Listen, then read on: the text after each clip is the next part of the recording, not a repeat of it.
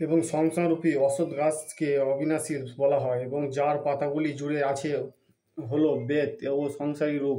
অশ্বত্থ বৃক্ষের যে ব্যক্তি মূল সহিত তত্ত্বজ্ঞানের নিতাই বেদের প্রকৃত তাৎপর্য জ্ঞান, সেই সংসার বৃক্ষের তিনি গুণরূপী জলের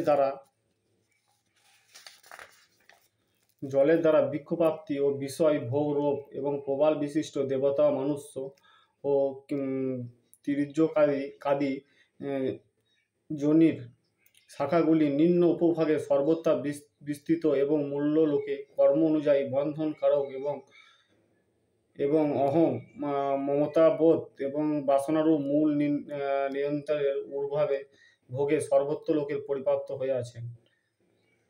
এই সংসার বৃক্ষের সম্বন্ধে যেমন বলা উচিত চিন্তা করলে তা উপলব্ধ হয় না, কারণ এটির আদিও নেই, অন্তও নেই এবং যথাযথ স্থির, এবং সেই জন্য এই অহং মমত্ব এবং বাসনারূপ দৃঢ় মূল সম্পন্নয় সংসাররূপে অশ্বত্থ বৃক্ষের দৃঢ় বৈরাগ্যের রূপ শাস্ত্রের দ্বারা ছেদন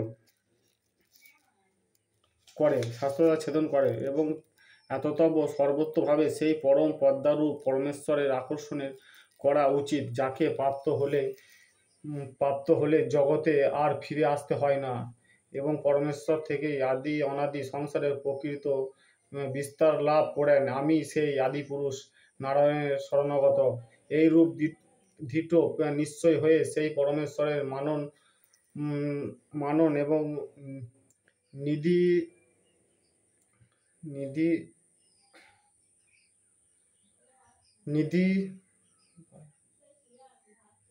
নিধিবাসন করতে হবে। যাদের মন এবং মোহ দূর হয়েছে তারা অতি সত্ত্ব জয় করেছেন, যাদের পরমাত্মা স্বরূপ নিত্য স্থির এবং যাদের কামনা সম্পূর্ণভাবে নিবৃত্ত হয়েছে, সেই সকল সুখ দুঃখ মুক্ত জ্ঞানী ব্যক্তি এবং অবিনাশী পরমানন্দ লাভ করেন।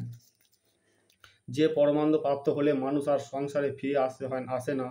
সেই সংসারের প্রকাশ পরম পদকে সূর্য, চন্দ্র এবং অগ্নি কেউ প্রকাশ করতে সক্ষম হয় না। সেইটি হলো আমার পরম ধাম।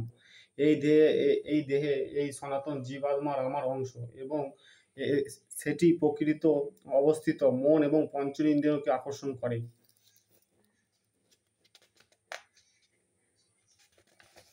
বায়ু যেমন গন্ধের স্থান থেকে গন্ধ আহরণ করে নিয়ে যায়,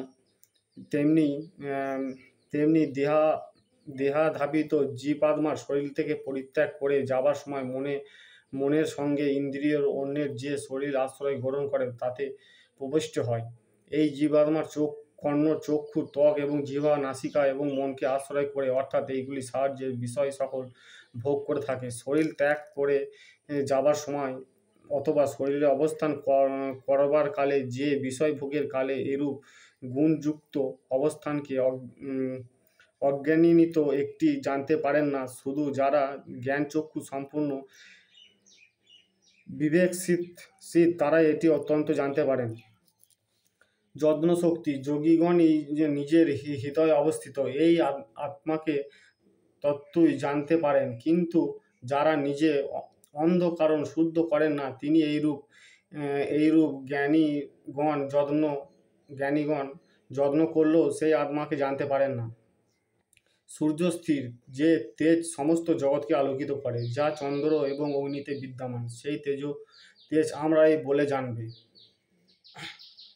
আমি পৃথিবী অনুপ্রবেশ করে নিজের শক্তি দ্বারা সমস্ত ভূতকে ধারণ করি, এবং আমি সর্বরূপ রসস্বরূপ অর্থাৎ অমৃত চন্দ্ররূপে সকল ঐশ্বরিক বনস্পতিকে পরিপুষ্ট করি।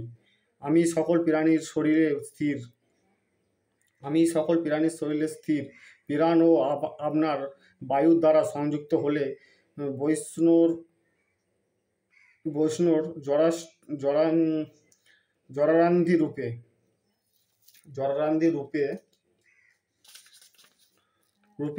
4 প্রকারের খাদ্য পরিপাক করি। আমি সকল প্রাণীর হৃদয়ে অন্তর্যামীর রূপে অবস্থান করি, এবং আমার থেকেই নীতি জ্ঞান অপহরণ হয়। আমি সর্ববেদের জ্ঞান বিষয় এবং বেদান্তর কর্তা। আমি বেদার্থ এই জগতের অবিনাশীল ও বিনাশীল এই দুটি পার্থক্যে পুরুষ আছেন। এর মধ্যে সর্বভূতের শরীর বিনাশীল এবং জীবাত্মাকে বলা হয় অবিনাশীল। এই দুই থেকে অন্তত ভিন্ন হলো উত্তম পুরুষ, যিনি এই ত্রিলোকে প্রবিষ্ট হয়ে সকলের ধারণ ও পালন করেন। তাকে অবিনাশীল পরমেশ্বর ও পরমাত্মা বলা হয়। কারণ আমি এই অবিনাশীল জড় ক্ষেত্রের অতীত এবং অবিনাশীল জীবাত্মার থেকে উত্তম, সেই জন্য জগতের এবং বেদ আমি পুরুষোত্তম নামে খ্যাত।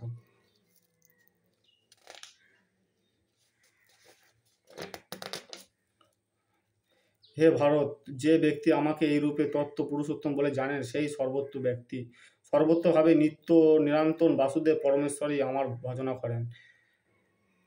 আমি এই রূপে তোমার অন্তত